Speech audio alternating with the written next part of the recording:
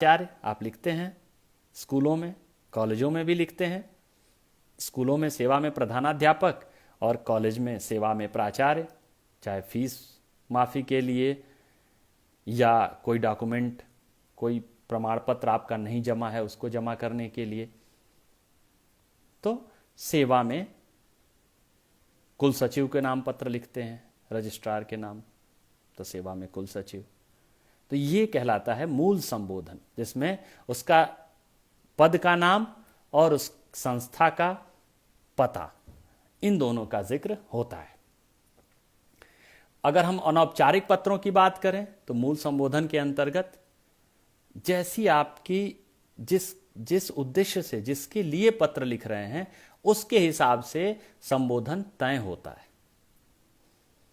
जैसे मित्र के लिए लिख रहे हैं तो परम स्नेही लिख सकते हैं, प्रिय मित्र लिख सकते हैं। गुरु के लिए लिखते हैं तो आदरणीय गुरुजी, श्रद्धेय गुरुजी आप कर सकते हैं। तो जैसी जरूरत होगी, जैसा उस पत्र का उद्देश्य होगा, उसके हिसाब से आपका संबोधन निर्धारित होगा। पिता एक पुत्र को लिख रहा है तो चिरंजीवी राकेश, राकेश नाम का अगर उसका पुत्र है तो वो चिरंजीव राकेश लिखेगा। ठीक। पिता अगर पुत्र को लिख रहा है तो प्रिय पुत्र, पुत्री को लिख रहा है प्रिय पुत्री। इस तरह से ये मूल संबोधन दूसरा उसका अंग होता है। तीसरा अंग होता है अभिवादन या शिष्टाचार। यह अभिवादन या शिष्टाचार अनौपचारिक पत्रों में होता है। अनौपचारिक पत्र मतलब जो शासन से संबंधित न हो, जो परिवार से या निजी पत्र होते हैं, उसी में हम अभिवादन या शिष्टाचार व्यक्त करते हैं। आपको ध्यान होगा आपने प्राचार्य को पत्र लिखा था, उस पत्र में कभी प्रिय सेवा में प्राचार्य महोदय नमस्कार नहीं लिखा होगा। लेकिन अगर आप अनौपचारिक पत्र लिखते हैं तो आपको अभिवादन या शिष्टाचार के शब्द लिखने हैं। प्रिय पिता, पूज्य पिताजी प्रणाम, श्रद्धेय गुरुजी चरण स्पर्श, प्रिय मित्र नमस्कार। तो ये जो नमस्कार, चरण स्पर्श, प्रणाम, इनको ही कहते हैं अभिवादन या शिष्टाचार के शब्द। इसका प्रयोग हम अनौपचारिक पत्रों में करते हैं। चौथा जो अंग है पत्र का वो है गौण संबोधन। ये प्रायः औपचारिक पत्रों में आपको देखने को मिलेगा। जैसे आपने कलेक्टर को पत्र लिखा, सेवा में कलेक्टर महोदय, जिला अबस, विषय, और फिर क्या लिखते हैं महोदय, श्रीमान जी, श्रीमान, श्रीमन। तो ये जो श्रीमान, श्रीमन, महोदय, महाशय, ये शब्द हम इस्तेमाल करते हैं, ये दरअसल गौण संबोधन कहलाते हैं। पांचवा जो अंग है पत्र लेखन का वो है विषय वस्तु।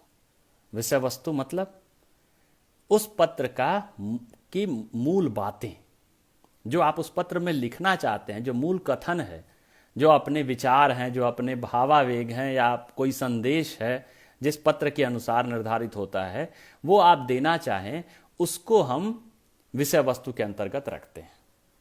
और यह विषय वस्तु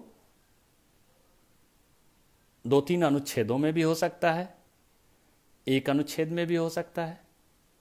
ये विषय वस्तु की जरूरत के अनुसार तय होता है। छठा भाग इसका है अधोलेख और पत्र की समाप्ति। अधोलेख क्या है?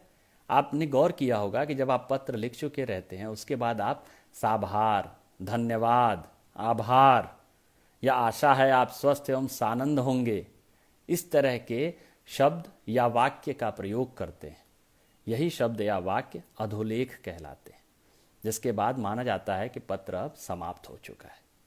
और इसी के लिए इसके बाद हम समाप्ति सूचक शब्दों का प्रयोग करते हैं। समाप्ति सूचक शब्द क्या है?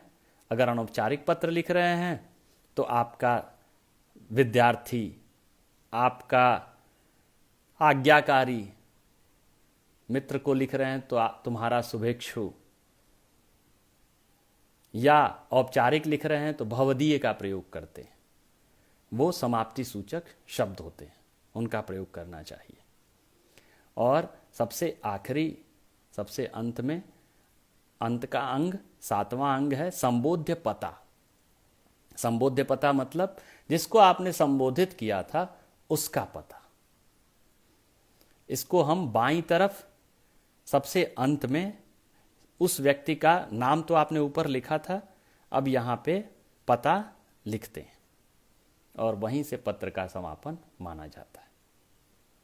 इस तरह से ये पत्र लेखन के 7 प्रकार के अंग हैं जिनका प्रयोग हम करते हैं। इनके बारे में अगर प्रश्न आता है तो आप विस्तार पूर्वक पत्र की उपयोगिता बताते हुए इन 7 अंगों का ब्यौरे के साथ, उदाहरण के साथ उनको हम प्रस्तुत करेंगे। ठीक। और अब हम बात करेंगे पत्र के प्रकार पर। पत्र 2 प्रकार के होते हैं, जैसा मैंने जिक्र किया था, लेकिन अब हम उसको विस्तार से पढ़ेंगे। एक होता है अनौपचारिक पत्र और दूसरा होता है औपचारिक पत्र। अनौपचारिक, औपचारिक, इनको अंग्रेजी में कहते हैं, अनौपचारिक को इंग्लिश में कहते हैं इनफॉर्मल और औपचारिक को इंग्लिश में कहते हैं फॉर्मल लेटर। फॉर्मल लेटर और इनफॉर्मल लेटर। दरअसल इसको समझने के लिए हम अगर अपने जीवन को देखें, जीवन में जब हम स्कूल जाते हैं तो आप सभी स्कूलों में गए होंगे तो आपने ध्यान दिया होगा कि आप एक फॉर्मल ड्रेस पहन के जाते हैं। फॉर्मल ड्रेस, औपचारिक वस्त्र, अर्थात उसका कोई रंग निश्चित होता है, उसका कोई एक डिज़ाइन निश्चित होती है, उसके कुछ स्वरूप निर्धारित होते हैं। उस ड्रेस के एक मापदंड होता है।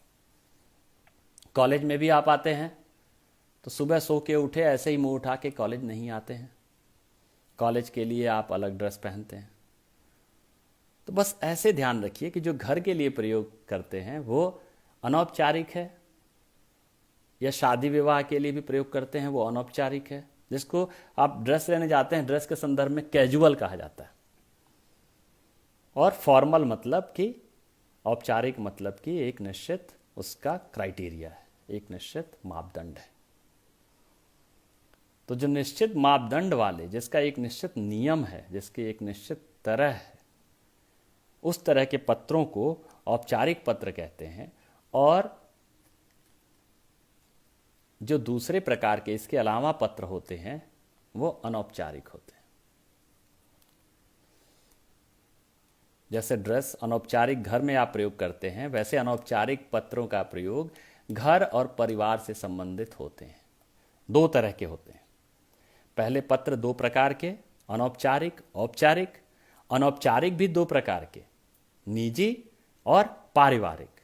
औपचारिक भी 2 प्रकार का, अनाधिकारिक और आधिकारिक।